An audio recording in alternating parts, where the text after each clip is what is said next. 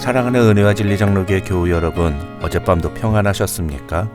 오늘도 주님의 약속과 그 능력을 믿음으로 고백함으로 하나님이 예비하신 축복을 경험하는 하루가 되시기를 주님의 이름으로 축원합니다. 오늘 새벽에 만나 본문은 민수기 16장입니다. 그 중에 1절부터 3절을 제가 읽어드리겠습니다. 레위의 증손 고핫의 손자 이스할의 아들 고라와 르우벤 자손 엘리압의 아들 다단과 아비람과 벨렛의 아들 온이 당을 짓고 이스라엘 자손 총에서 택함을 받은 자 곧 회중 가운데에서 이름 있는 지휘관 250명과 함께 일어나서 모세를 거스르니라. 그들이 모여서 모세와 아론을 거슬러 그들에게 이르되 너희가 분수에 지나도다. 회중이 다 각각 거룩하고 여호와께서도 그들 중에 계시거늘 너희가 어찌하여 여호와의 총회 위에 스스로 높이느냐. 지난 주일에 우리는 민수기 14장을 통해서 하나님의 약속과 그 능력을 믿지 못하고 불평과 원망을 드러놓은 이스라엘 민족이 결국 어떤 결과를 맞이하게 되는지에 대해서 살펴보았습니다. 그런데 14장 39절과 40절을 보시면 그런 이스라엘 백성들의 모습에 진노하시는 하나님에게 이스라엘 백성들이 두려움을 느끼고 그래서 자신들이 범죄했다고 고백하는 장면이 기록되어 있습니다. 이 내용만 그냥 놓고 보면은 이스라엘 백성들이 자신들의 죄악을 깨닫고 회개한 것처럼 생각할 수 있습니다. 하지만 결론만 말씀을 드리면 이스라엘 백성들은 하나님의 그 준엄한 심판에도 불구하고 자신들의 죄악을 진심으로 깨닫지 못했습니다. 14장 39절부터 45절에 나오는 내용이나 또 어제 본문인 15장 32절부터 36절에 나오는 안식일을 어긴 사람의 이야기는 그들이 진정으로 회개한 것이 아님을 보여주는 증거라고 할 수 있습니다. 하나님을 믿는다는 것은 그 말씀대로 순종함을 반드시 포함합니다. 하나님을 믿는 사람이 하나님의 말씀에 순종하지 않는 것은 절대로 있을 수 없는 일입니다. 그런데 14장 39절부터 45절에 나오는 내용이나 15장 32절부터 36절에 나오는 내용은 모두 다 하나님의 명령을 어기고 자기 마음대로 행동한 사람들의 모습을 보여주고 있습니다. 왜 이런 모습을 보여주고 있는 걸까요? 사실 하나님께서는 이스라엘 백성들이 말한 대로 가나안 땅에 들어가지 못하고 모두 광야에서 죽을 것이라고 말씀하셨지만 엄밀히 말하면 지금 당장은 그들이 죽지 않았기 때문에 그 심판이 자신들에게 얼마나 무서운 것인지를 체감하지 못했던 것입니다. 오늘 본문인 민수기 16장에 나오는 사건도 바로 그런 이스라엘 백성들의 모습을 보여주는 장면이라 할 수 있습니다. 이 민수기 16장은 흔히 고라의 반역이라는 제목으로 알려져 있습니다만 엄밀히 말하면 고라만 반역한 게 아니라 이스라엘 백성들 중에 상당수가 그 반역에 동참했기 때문에 다시 이스라엘의 반역이라고 보는 것이 맞습니다. 다만 14장에서는 이스라엘 백성들이 궁극적으로 하나님에 대해 불신하고 반역한 것이라면 16장에서는 모세와 아론에 대하여 반역을 저질렀다는 것이 차이라고 할 수 있습니다. 그렇다면 16장에 기록된 내용을 살펴보겠습니다.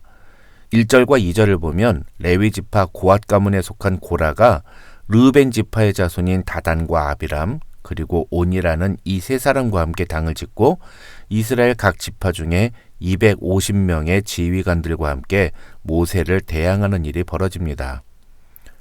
출애굽기 6장 18절과 20절을 보시면 모세와 아론도 고핫의 손자입니다. 그러니까 고라는 모세와 아론의 사촌지간이라고 할 수 있습니다.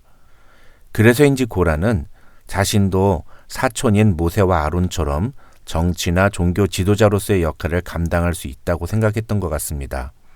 더 중요한 건 그런 고라의 생각에 동조한 사람들이 다단과 아비람 그리고 온 이외에도 250명이나 됐다는 겁니다. 게다가 이 250명은 모두 각 지파에서 지휘관, 그러니까 리더급에 해당되는 영향력 있는 인물들이었습니다. 표면적으로 고라가 모세에게 반기를 든 것은 그가 월권을 행한다는 것이었습니다.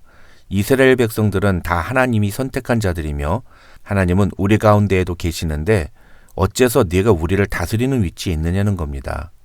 결론만 놓고 보면 이 사람들의 말은 맞습니다. 하지만 이 사람들이 잊은 것은 누가 모세와 아론을 그 자리에 앉혔는가 하는 것입니다. 그것은 바로 하나님이 하신 일이었습니다. 하나님이 모세와 아론에게 그 권위와 지위를 주셨던 것입니다. 그런데 고라 일당은 그런 하나님께서 세우신 모세와 아론의 리더십을 인정할 수 없다고 이야기하고 있는 것입니다. 14장에서 이미 우리는 이스라엘 백성들이 새로운 지도자를 뽑아서 애굽으로 돌아가자고 이야기했던 것을 살펴보았습니다. 그 새로운 지도자감으로 사람들이 뽑은 것이 바로 고라였던 것 같습니다.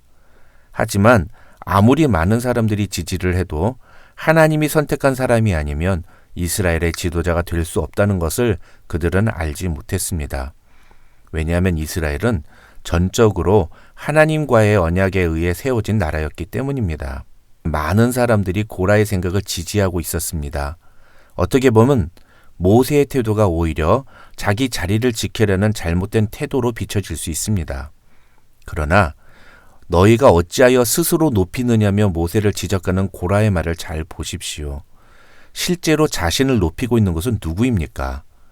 고라의 말대로 모세가 스스로를 높였습니까? 아닙니다. 모세는 한 번도 자신을 높인 적이 없습니다. 오히려 모세를 지적하고 있지만 고라의 말에 숨겨진 의미를 잘 보십시오. 지금 고라가 하는 말이 무슨 뜻입니까? 너만 잘났냐? 나도 잘났다. 나도 지도자가 될 수 있다. 이런 말 아닙니까? 그렇다면 진짜로 스스로 높이고 있는 건 모세가 아니라 고라 자신입니다. 그런데 고라는 교묘하게 그것을 숨기고 모세를 공격하고 있는 것입니다. 모세는 모든 판단을 하나님께 맡깁니다. 4절을 보면 모세가 듣고 엎드렸다는 내용이 나오는데 그것은 모세가 하나님께 기도했다는 뜻입니다. 아마도 모세는 너무 기가 막혀서 하나님께 하소연하듯 기도했을 것 같습니다. 바로 전에 하나님께 반역하여 큰 심판을 받았는데 그걸로도 깨닫지 못하고 또다시 반역을 하는 고라와 그 일당의 모습이 너무 기가 막혔을 겁니다. 모세는 고라 일당에게 아침에 모두 다 각자 자신의 향로에 불을 피우고 모이자고 이야기합니다. 그러면 하나님께서 택하신 자를 나아오게 하실 것이라고 말합니다. 그러면서 모세는 두 가지를 지적합니다. 하나는 고라의 태도는 하나님의 권위에 대한 도전과 하나님의 주권을 침해하는 것과 같은 행위라고 지적합니다. 7절에 나오는 분수에 지나치는 이라는 말이 그런 의미입니다. 또 다른 하나는 레위인의 역할도 매우 중요한데 왜 제사장의 직분을 구하느냐고 책망합니다. 그런데 고라 일당은 모세의 부름에 응하지 않습니다. 특히 다단과 아비람은 모세에게 자신들의 의견을 피력하면서 모세의 말에 거역합니다. 첫째, 그들은 애굽을 젖과 꿀이 흐르는 땅이라고 표현합니다. 젖과 꿀이 흐르는 땅은 하나님이 약속하신 가나안 땅을 지칭하는 표현이었습니다.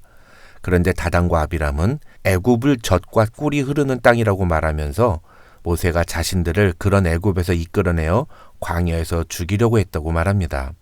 둘째로 다단과 아비람은 모세가 자신들에게 자기 앞으로 나오라고 말했다는 걸 가지고 모세에게 너가 스스로 우리의 왕이 되려 하느냐고 말합니다. 모세의 행동을 확대 해석하고 과장해서 부정적으로 말하고 있는 것입니다.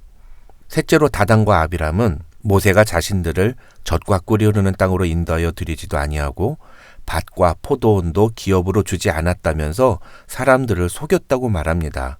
실제로 레위인들은 다른 지파와 같이 땅을 기업으로 받지 못했습니다. 하지만 그것은 하나님이 정하신 것이었습니다. 그런데 그것을 다단과 아비람은 모세가 했다고 이야기하고 있는 것입니다. 분명한 사실을 가지고 잘못을 지적했다면 모세는 아무 말도 할 수 없었을 것입니다. 그러나 사실이 아닌 것을 가지고 그들은 트집을 잡고 왜곡된 내용으로 모세를 비난한 것입니다. 그 결과 어떻게 됩니까? 간단하게만 말씀을 드리면 하나님은 다시 한번 이스라엘 모든 백성을 멸하시겠다며 모세와 아론에게 이스라엘 회중에게서 떠나라고 말씀하십니다.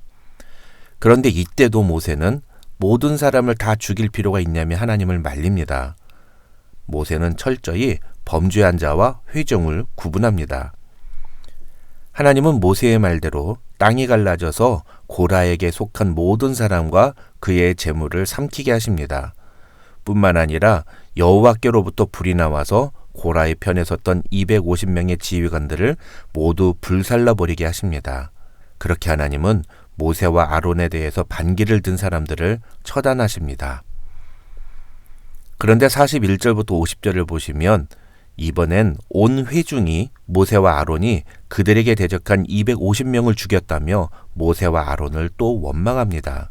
38절을 보시면 하나님은 그들이 자신들의 범죄함으로 말미암아 그들의 생명을 스스로 해하였다고 말씀하셨습니다. 그런데도 어리석은 이스라엘 백성들은 250명의 죽음을 모세와 아론 탓으로 돌리고 있는 겁니다.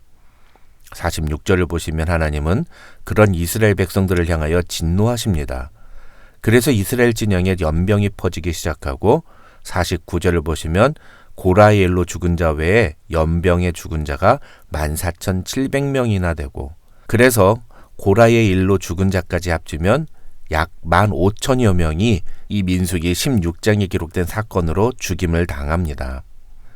이스라엘 백성들은 250명이 모세와 아론 때문에 죽었다고 말했지만 하나님은 그들이 범죄하여 그들 스스로 자기의 생명을 해하였다고 선언하십니다.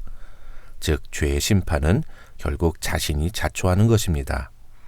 오늘 본문은 우리에게 하나님의 준엄한 심판과 경고에도 불구하고 자신들의 죄악을 깨닫지 못한 이스라엘 백성들의 모습을 보여줍니다.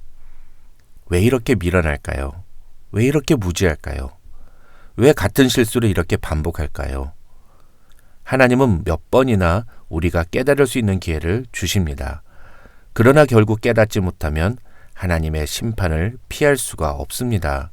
오늘 본문을 보면서 우리가 보여야 하는 바른 반응은 어리석은 이스라엘 백성들에 대한 탄식이나 비난이 아니라 우리의 모습에서도 이런 모습이 발견되지는 않는지를 돌아보고 점검하는 것이어야 합니다. 오늘 말씀을 통해 우리는 혹시 하나님의 경고를 깨닫지 못하고 잘못된 행동을 반복적으로 하고 있는 것은 없는지 돌아보는 이 아침이 되었으면 좋겠습니다. 한두 번의 실수는 누구나 할 수 있습니다. 그러나 그것을 통해 돌이키느냐, 돌이키지 못하고 계속 그 실수를 반복하느냐는 엄청나게 다른 결과로 이어집니다. 하나님께 돌이킴으로 하나님의 은혜 아래 거하는 하나님의 자녀들이 되시기를 주님의 이름으로 축원합니다.